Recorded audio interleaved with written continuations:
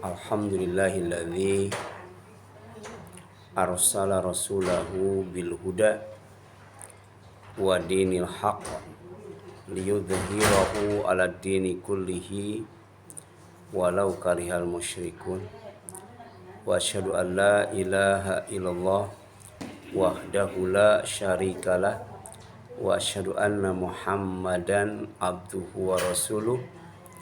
Amma ba'd, faqala Allah ta'ala fi kitabihil karim, a'udzu billahi minasyaitonir rajim, ya ayyuhalladzina amanu taqullaha haqqa tuqatih wa la tamutunna illa wa antum muslimun.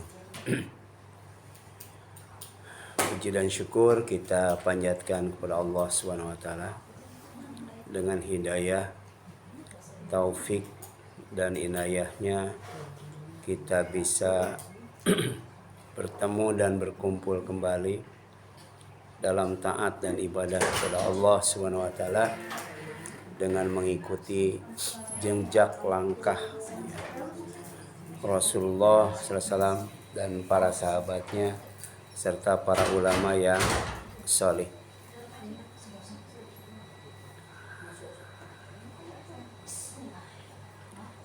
Siang ini kita akan mencoba membahas tentang ruqyah yang dimudahkan. Ruqyah adalah metode atau cara penyembuhan dengan cara mendoakan pada orang yang sakit akibat dari ain, sengatan hewan berbisa, kemudian akibat sihir, kemudian penyembuhan dari rasa sakit, kemudian juga gila, kerasukan atau kesurupan, dan gangguan jin. Jadi ruqyah itu banyak manfaatnya ya. Dan ruqyah itu termasuk pengobatan spiritual ya. Jadi ada pengobatan yang sifatnya farmasi atau kimia ya. Seperti makan bodrek, paramek, mixagrip, apa gitu ya. Itu pengobatan yang sifatnya kimiawi ya, atau farmasi. Ada juga pengobatan yang sifatnya tradisional ya. Minum jahe misalnya ya. Minum jamu ya, itu tradisional ya. Dulu ada jamu 7 angin, ada jamu galian singset, ya, ada jamu apa dulu tuh, tolak angin, ya. Ada jamu sariawan usus, tahun berapa tuh? Sariawan usus, itu tradisional. Ada juga pengobatan dengan cara herbal seperti habatus sauda, madu, bekam, totok punggung, apalagi ya, pasdu ya. Ada juga pengobatan ya, dengan menggunakan spiritual ya, menggunakan doa, menggunakan zikir dan doa tertentu ya. Dan ini sebenarnya nggak susah ya, karena bagian daripada agama Islam, dan agama Islam itu mudah. Jadi ruqyah itu bagian dari agama Islam, dan memang ruqyah itu nggak susah ya. Ruqyah itu mudah, bisa dilakukan sendiri tanpa minta bantuan orang lain ya. Ada 2 macam ruqyah ya. Pertama, ruqyah syar'iyah ya. Ruqyah yang sesuai dengan tuntunan Al-Quran dan As-Sunnah. Jadi ruqyah yang disyariatkan. Yang kedua, ruqyah syirkiyah, yaitu ruqyah syirik. Ya. Jadi ruqyah yang berbau syirik. Ya.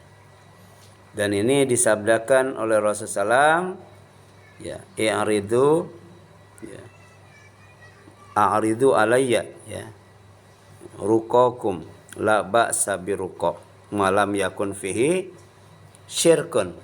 Jadi tunjukkanlah kepadaku ruqyah kalian. Ya. Jadi para sahabat meruqyah, kemudian Rasul melihatnya. Ya.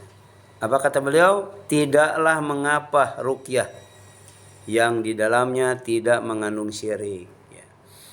Jadi kalau tidak ada unsur syirik, maka ruqyah itu boleh. Tapi kalau ada unsur syirik, ruqyah itu tidak boleh. Ya. Dalam hadis riwayat Bukhari, ya, disebutkan bahwa salah satu ciri, ya, seorang muslim yang masuk surga tanpa dihisab dan diazab adalah tidak minta diruqyah. Ya. Jadi ada yang masuk surganya itu tanpa dihisab, tanpa diazab, langsung masuk surga. Salah satu cirinya apa? Tidak minta diruqyah. Ya. Maksud tidak minta diruqyah di sini ruqyah yang syirkiyah. Ya. Ada yang mengatakan, ya, kalau ruqyah yang syariah boleh. Ada yang mengatakan mau syariah, mau syirkiyah nggak boleh minta diruqyah itu. Karena ruqyah itu sebenarnya mudah, bisa dilakukan sendiri. Ya. Nah, kemudian beliau bersabda, humul ladzina la yatatayyaruna wa la yastarquna wa la yaktuna wa ala rabbihim yatawakkalu. Ya. Jadi meruqyah yang dibolehkan itu, ya, meruqyah yang kemudian, ya, dilandasi dengan ketawakalan. Ya, tawakal. Ya. Di antaranya adalah, ya, di sini, ya, tidak melakukan yang namanya tatoyur. Kalau dulu tatoyur itu nasib orang itu, ya, itu tergantung burung. Ya. Dulu kalau ada burung ini berarti ada yang meninggal, ya. Iya. Iya. Kalau ada suara ayam tengah malam ada apa gitu, ya. Ya. Bahkan kalau ada hujan tapi panas ada apa gitu, ya. Itu namanya hujan poyan. Hujan tapi ada matahari. Itu katanya ada yang mati, pelit, orang pelit mati.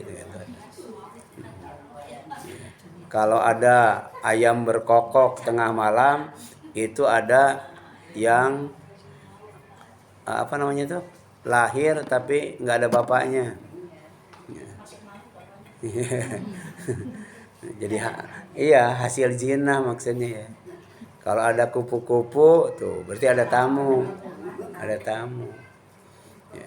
Terus kalau toke, nah berarti berangkat. Pas mau nyampe pintu toke, nggak jadi tuh. Ya. Jadi di apa? Yang jadi ukuran adalah binatang itu tatoyur. Kalau dulu burung, ya. Ya. Iya, itu kan nggak tawakal. Jadi tawakalnya ke burung, ya.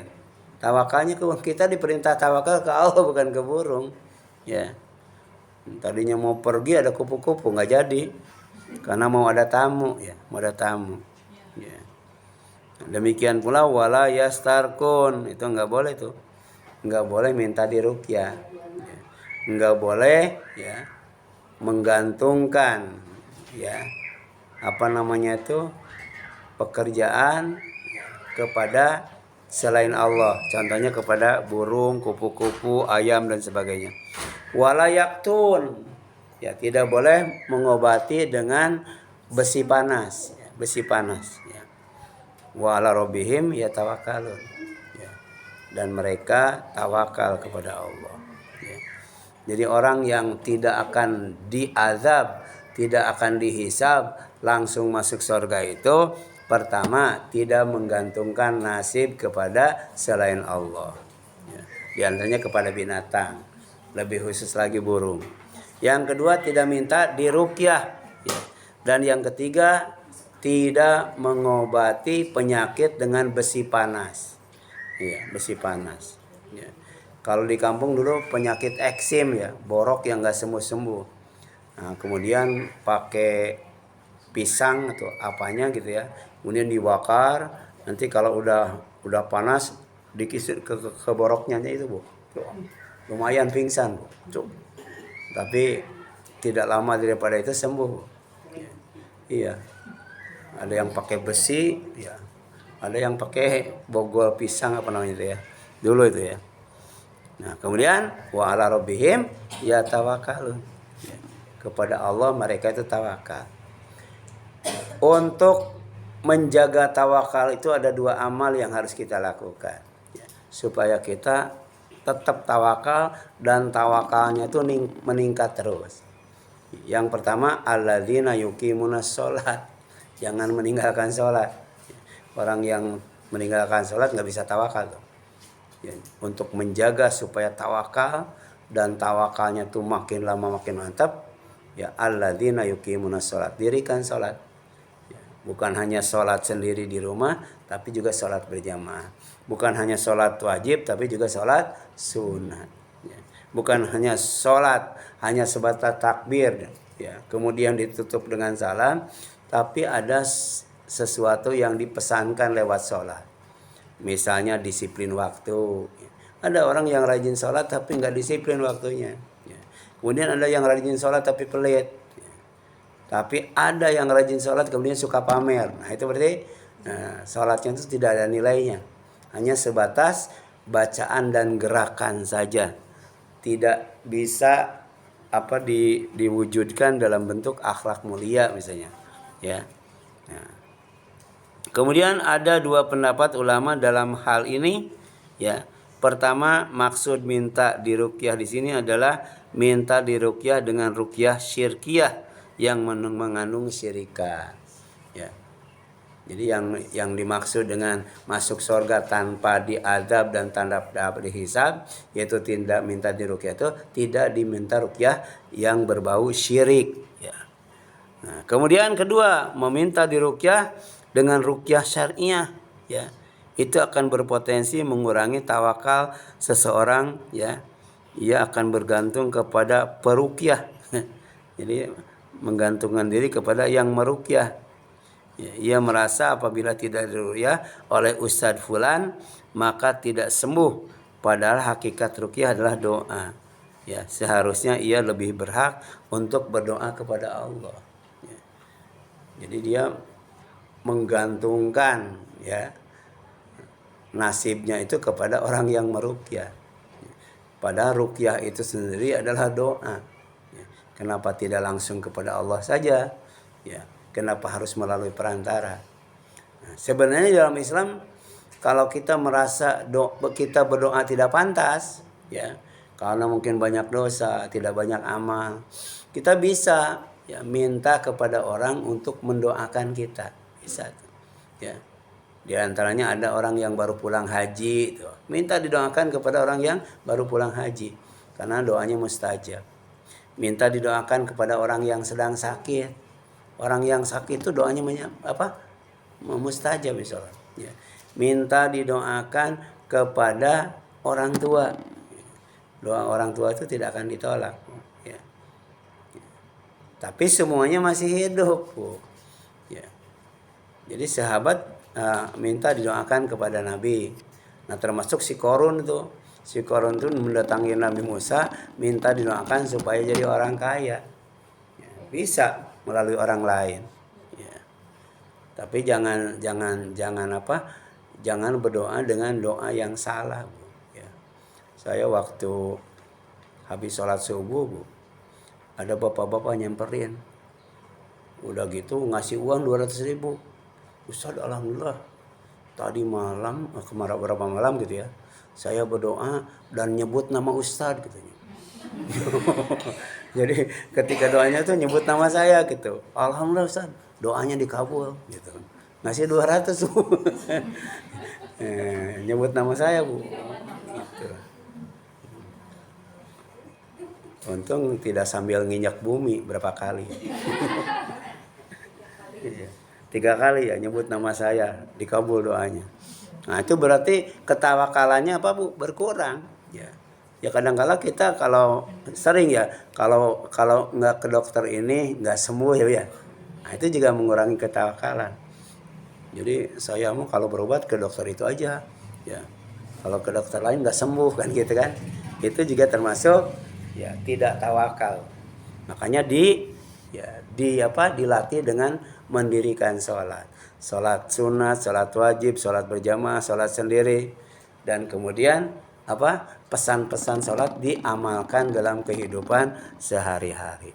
Ruku supaya kita rendah hati kepada manusia. Sujud supaya rendah diri, bukan kepada manusia, kepada Allah. Ya, karena tidak ada diri yang paling rendah kecuali ketika sujud. Tapi hikmah di balik sujud itu semakin kita banyak sujud, maka semakin diangkat derajat kita oleh Allah sehingga makin tinggi, makin dekat dengan Allah Subhanahu wa taala. Ya. Kemudian mengapa meminta diruqyah bisa menyebabkan seorang muslim menjadi tidak termasuk dalam golongan yang masuk surga tanpa dihisab, tanpa diazab? Ya. Ini ada 2 pendapat tadi kan? Ya. Pertama karena minta diruqyahnya itu kepada yang meruqyah dengan mengandung unsur syirik. Tapi yang kedua juga mau unsur syirik, mau syariah, itu tidak boleh minta diruqyah. Sebab bisa jadi mengurangi ketawakalan kepada Allah Subhanahu wa taala. Ya.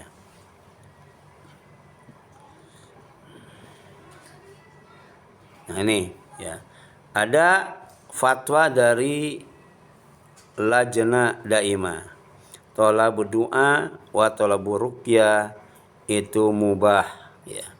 Jadi minta didoakan oleh orang lain dan minta diruqyah kepada orang lain hukumnya boleh. Jadi ada perbedaan pendapat kalau berbicara masalah fikih. Jadi jangankan ruqyah, tentang sholat saja dari mulai takbir sampai salam itu banyak sekali perbedaan pendapatnya ya. Gitu. Nah, demikian pula dengan minta diruqyah. Ada yang mengharamkan ya. Ada juga yang membolehkan. Ya. Kemudian watarkuhuma wal istigna ala nasi wa qiyamihi bihima li nafsi ahsan. Ya. Tapi kalau kita berusaha untuk tidak minta diruqyah kepada orang lain, cukup dengan meruqyah diri sendiri, ya. Jadi kita yang melakukannya itu lebih baik. Minta diruqyah kepada orang lain itu boleh. Tapi kalau meruqyah diri sendiri, tidak minta bantuan ke orang lain, itu ahsan. Apa ahsan tuh? Lebih baik. Ya. Makanya dalam ruqyah itu ada yang panjang, ada yang pendek. Ya. Kita jangan cari yang panjangnya, tapi cari yang keutamaannya. Ya, ada yang pendek, tapi ternyata ya keutamaannya luar biasa. Ya. Seperti baca bismillah, Bu. Baca bismillah itu bikin jin tidak bisa melihat kita, Bu. Ya. Kan banyak orang yang di kamar mandi jatuh ya. Bisa jadi itu, Bu, pekerjaan jin. Ya. Jin itu bisa membuat orang sakit, bisa membuat orang gila, tapi juga bisa membuat orang mati, Bu. Ya. Itu masuk kamar mandi tiba-tiba kejengkang aja begitu ya. Ya, iya. Ya. Atau ibu kan di kamar mandi buka baju ya, buka pakaian. Gitu kan. Nah, jin itu suka sama manusia, Bu. Karena jin itu ada laki-laki, ada perempuan. Bisa jadi jin yang ada di rumah kita, jin yang ada di kamar mandi itu suka sama kita. Makanya cara supaya mereka tidak melihat kita, baca apa? Bismillah. Ya. Demikian pula kalau kita mau tidur, ada makanan, ada minuman, itu tutup. Ya.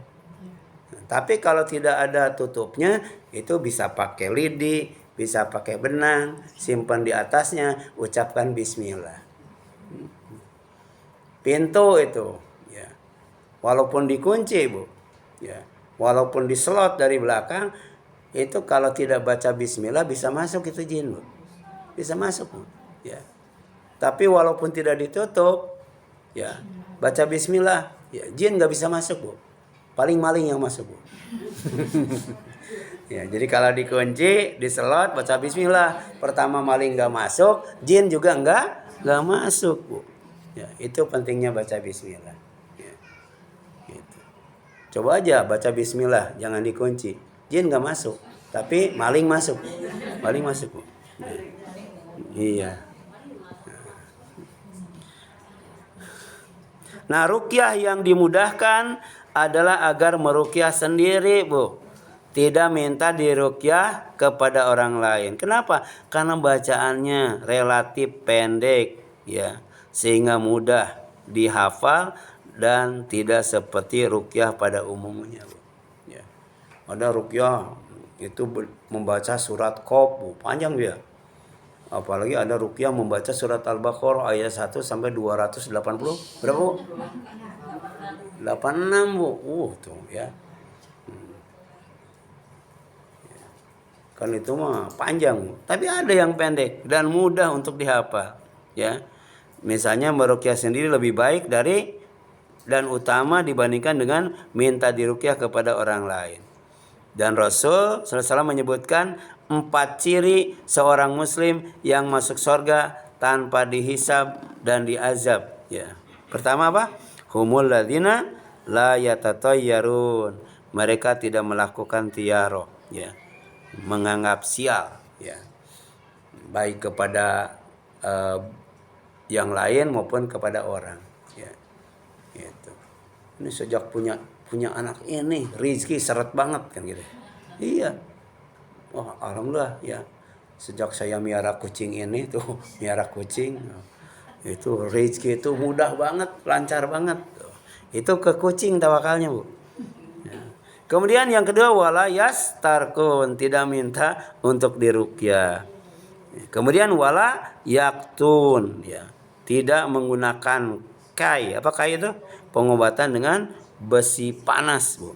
Wa ala rabbihim yatawakkalun. Itu ciri orang yang ya seorang muslim, Bu. Ya. Dia akan masuk surga tanpa dihisab dan tanpa diazab.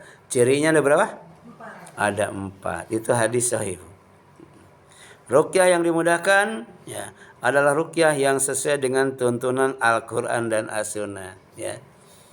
Al-Qur'an itu al-muyassar, ya, dimudahkan oleh Allah SWT. Dan Rasul itu diperintahkan untuk yasiru, ya, membikin umatnya itu mudah, ya. Jadi apa yang diperintahkan Rasul, apa yang dicontohkan Rasul itu bisa ditiru oleh umatnya, bisa dicontoh oleh umatnya, ya. Gitu. Nah, ruqyah yang dimudahkan adalah membaca surat Al-Fatihah. Coba, gampang nggak, Bu? Itu Al-Fatihah itu ruqyah, Bu. Ya, nama lain daripada surat Al-Fatihah itu adalah Ar-Raqi. Ar-Raqi itu bisa untuk meruqyah, bisa untuk meruqyah, ya. Nah, atau nama lain daripada surat Al-Fatihah apa? Surat Ar-Ruqyah. Ya. Nama lain dari surat Al-Fatihah itu surat Ar-Ruqyah. Adalah nama lain surat Al-Fatihah. Kemudian pernah sahabat membacakan surat Al-Fatihah kepada tetua kampung lah, semacam kepala suku. Ya, dia sakit karena digigit apa? Digigit kalajengking. Kemudian qadarullah, ya, sembuh setelah dibacakan surat Al-Fatihah. Kemudian ya, dihadiahi kambing. Ya. Jadi yang meruqyah itu nggak boleh minta kambing, Bu. Tapi kalau dikasih kambing terima aja. Tapi ada orang yang meruqyah malah yang diruqyahnya harus beli kambing, ada, Bu. Dulu Ustadz siapa namanya, Bu? Ustadz Agus ya. Agus ya, Agus ya. Agus apa namanya? Lupa lagi Agus. Jadi dia baca ruqyah, Bu. Tapi sebelum baca ruqyah ada ritual. Ya. Ritual yaitu beli kambing. Nanti kemudian kambingnya penyakitnya dipindahkan ke kambing, kemudian kambingnya baru dipotong.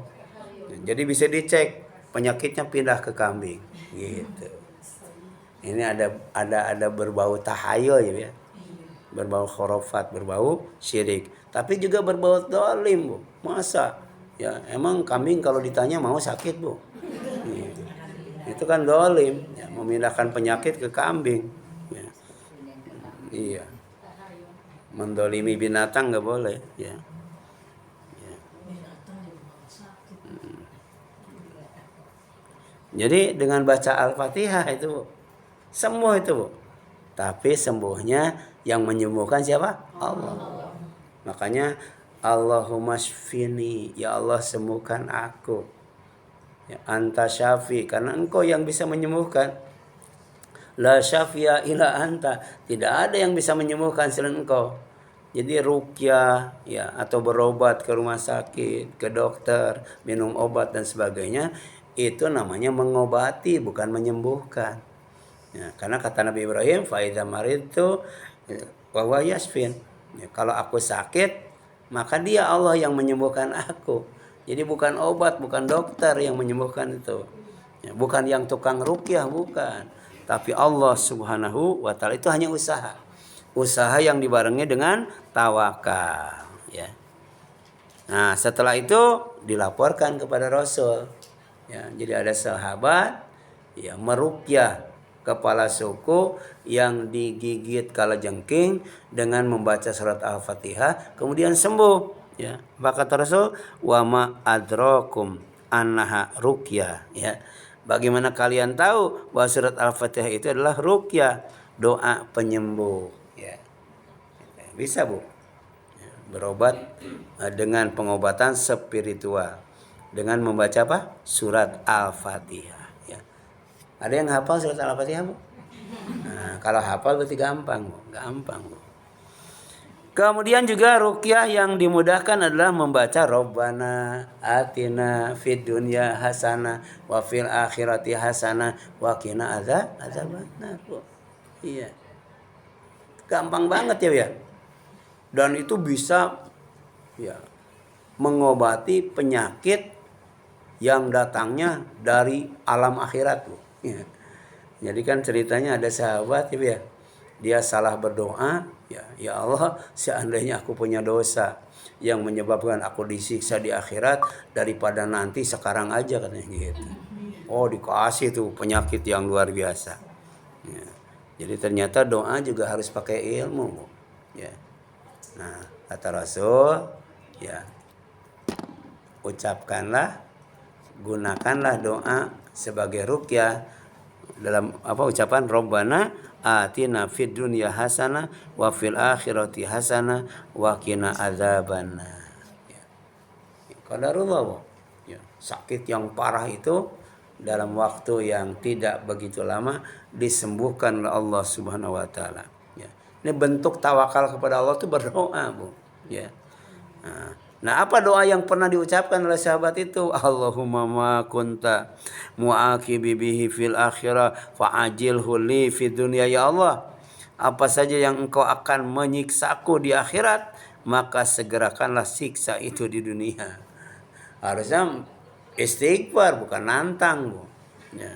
Harusnya itu wa'fu anna waghfir lana warhamna anta maulana wansurna alal qaumil kafirin. Nah, kata Rasul apa? Innahu la taqata li ahadin bi uqubatillah, ya.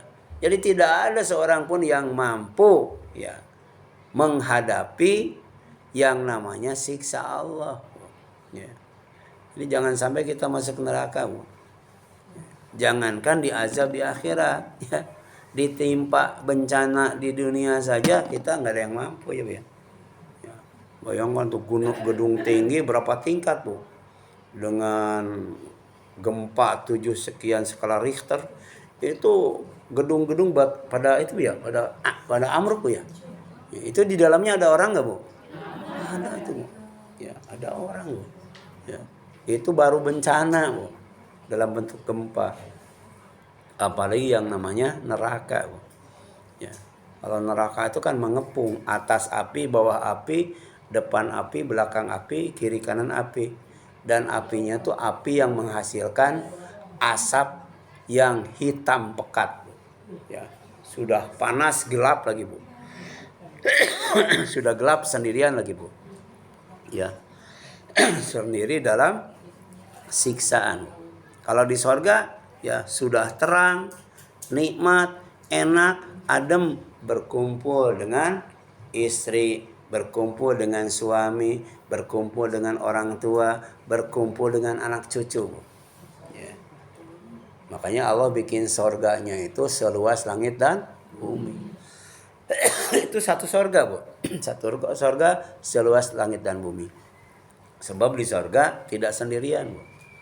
Bersama istri yang soleh, suami yang soleh, anak cucu yang soleh, orang tua yang soleh, mertua yang soleh. Ngumpul semua, Bu.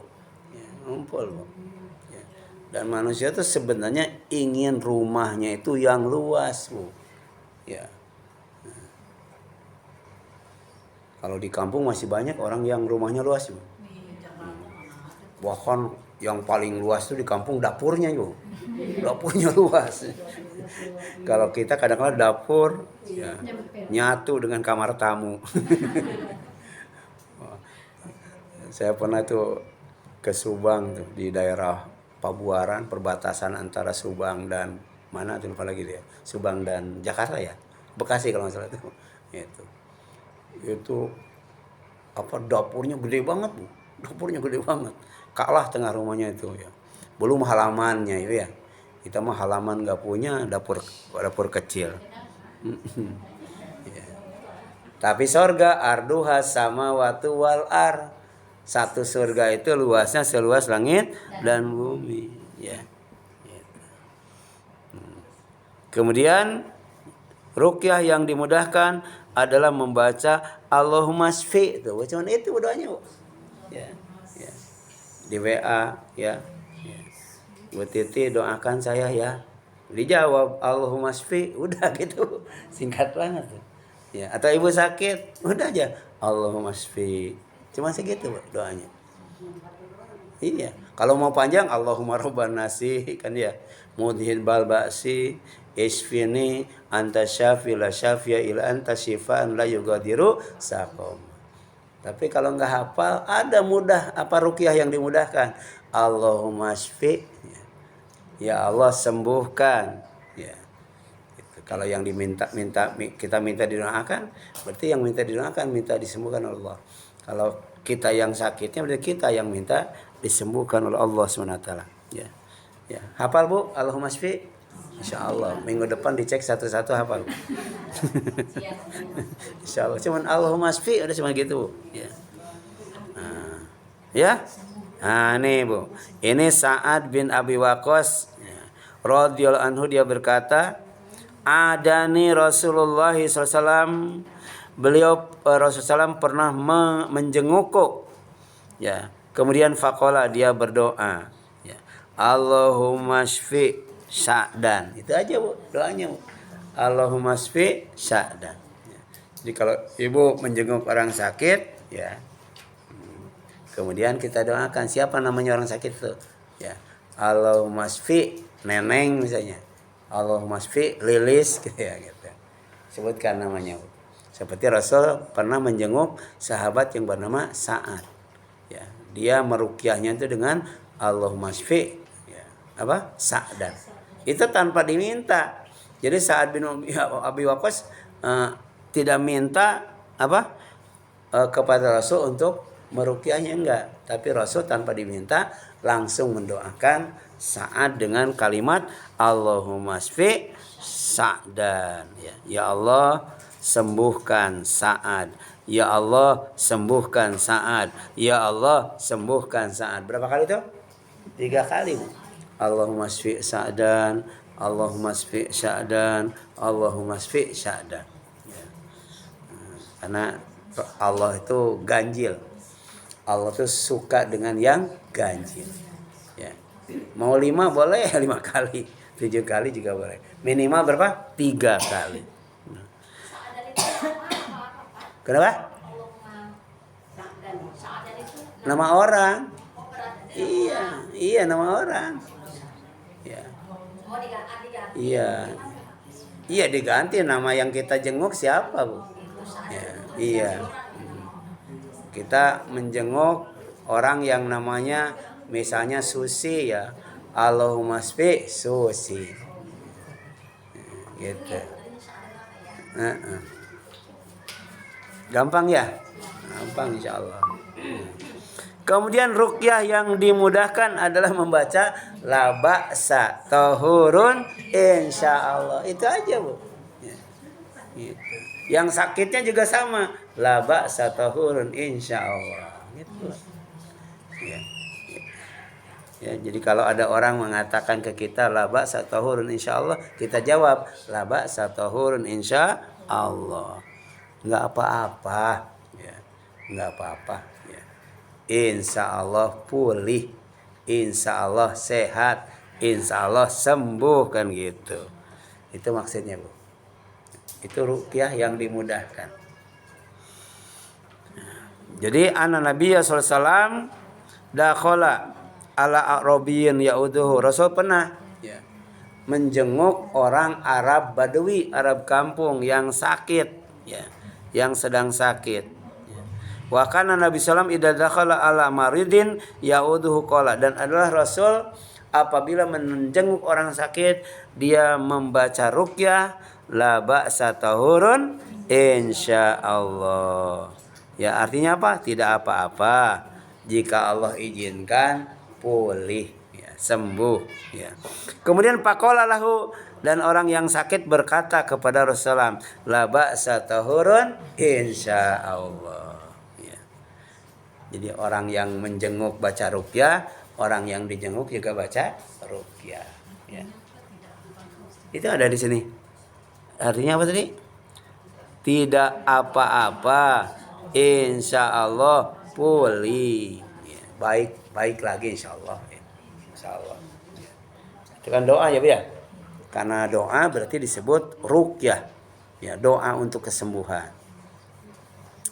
Kemudian ruqyah yang dimudahkan adalah membaca bismillah tuh, Bu. Baca bismillah doang, Bu. Gampang-gampang ya, Bu ya. Baca bismillah saat membuka pakaian atau masuk kamar mandi agar aurat tidak terlihat jin, Bu. Jadi ternyata jin juga mata keranjang, Bu. Iya. Iya. Coba, jadi kalau ibu masuk kamar mandi nggak baca bismillah, jin lihat kita, Bu.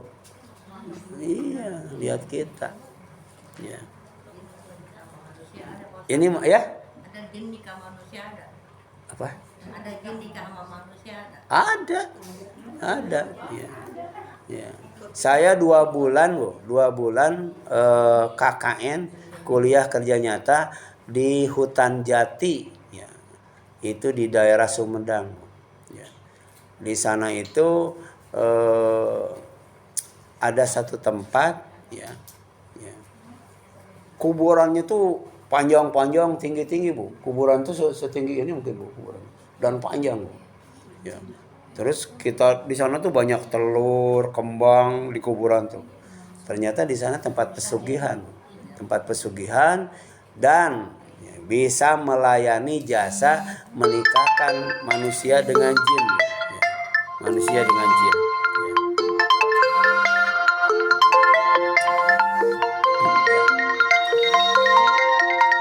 Jadi kuncen ya, namanya kuncen. Itu yang datang dari mana-mana, Bu, dari tempat jauh, Bu. Jadi menikahkan manusia dengan bangsa jin bisa. Cuman di sana bangsa jinnya itu wujudnya ular, Bu, wujud ular. Ya. Dan saya pernah melihat ularnya gede banget, Bu, kayak anaconda, gede banget, Bu. Ya, jadi ini qadarullah mungkin ya, untuk meyakinkan saya memang di sana itu ada apa namanya itu, melayani orang yang ingin kaya, Bu, ingin kaya. Tapi syaratnya harus nikah dengan bangsa jin, ya, dalam wujud. Nah, kalau ibu mau jalan-jalan ke sana ada sekarang. Ya, dari kecamatan itu sedikit naik angkot lagi ke dalam. Nah, pas turun jalan kaki ke dalam lagi, Bu. Kalau kita jalan kaki ke dalam, itu kiri kanan itu kan hutan, Bu. Itu suara babi hutan tuh terdengar, Bu. Kemudian sepanjang jalan kalau pagi-pagi, saya pernah lewat pagi-pagi 2 kali, itu kalau jengkingnya segede gini, Bu. Tapi mati, Bu. Mati dimakan ular. Jadi ularnya itu kalau menggigit itu 1 jam atau kurang lebih meninggal, Bu. Itunya apa? Orang yang digigitnya tuh. Karena makanan sehari-harinya tuh kala jengking, Bu. Kala jengking. Tapi ada anak ustadz, Bu.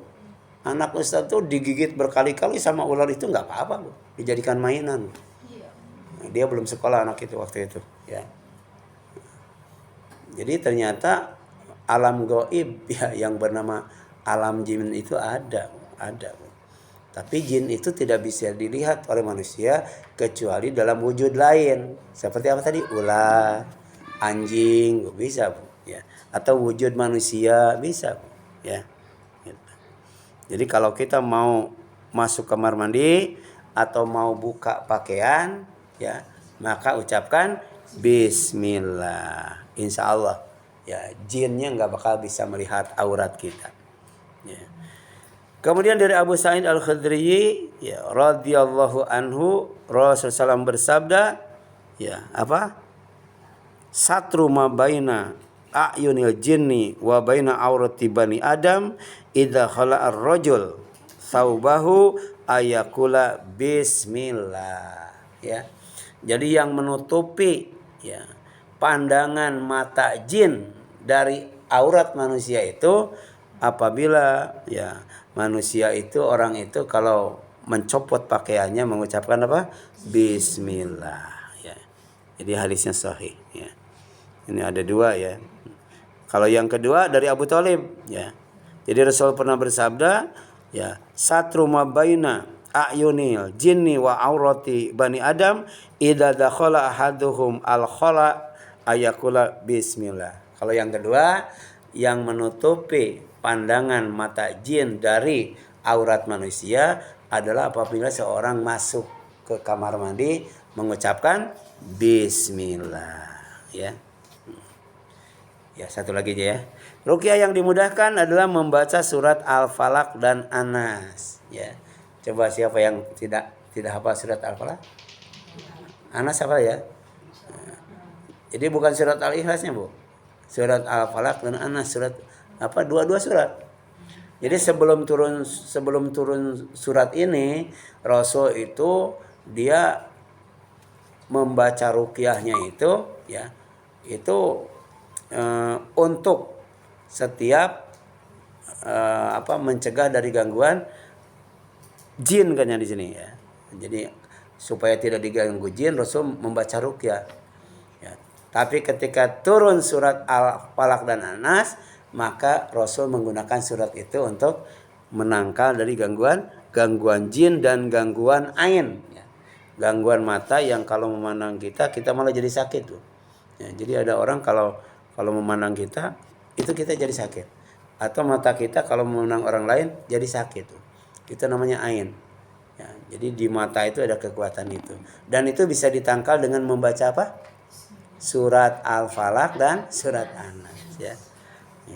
Nah itu yang gampang-gampang aja, Bu, ya. Atau sebelum tidur, ya. Sebelum tidur membaca Al-Ikhlas, Al-Falaq, An-Nas. Jadi begini, Bu. Jadi wudu dulu, ya, Bu, ya. Wudu seperti wudu mau sholat, ya. Kemudian diantaranya, nah gini, terus ditiup.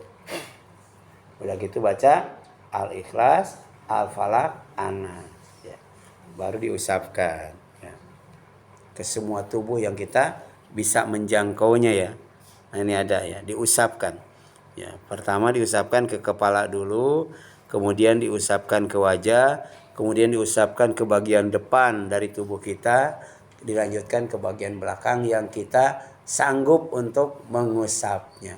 Karena ternyata ini nggak bisa keusap semua, ya, ya, pendek, ya. Ya. Makanya kalau gatalnya di tengah-tengah nyuruh orang kan. Ya, pakai kayu. Jadi manusia itu butuh pertolongan orang, Bu. Ya, yang garuk-garuk juga bikinan orang, gitu. Ya, butuh pertolongan manusia. Ya, sampai sini dulu. Silakan ada yang tanyakan, Bu. Itu ya ta'awadu minal jan wa ainil insi, ya, hatta nazalat al-mu'awwidatani. Jadi setelah turun Al-Falaq dan An-Nas, Rasul membaca ruqyahnya itu, Ya, tidak membaca yang lainnya. Cukup dengan 2 surat. Ya, suratnya pendek-pendek, gampang-gampang. Insya Allah kita akan dilindungi oleh Allah dari dua bahaya. Pertama bahaya gangguan jin. Ya, yang kedua bahaya gangguan orang yang punya penyakit ain. Punya penyakit ain. Wallahu a'lam. Silakan, tadi ada yang nanya apa? Kalau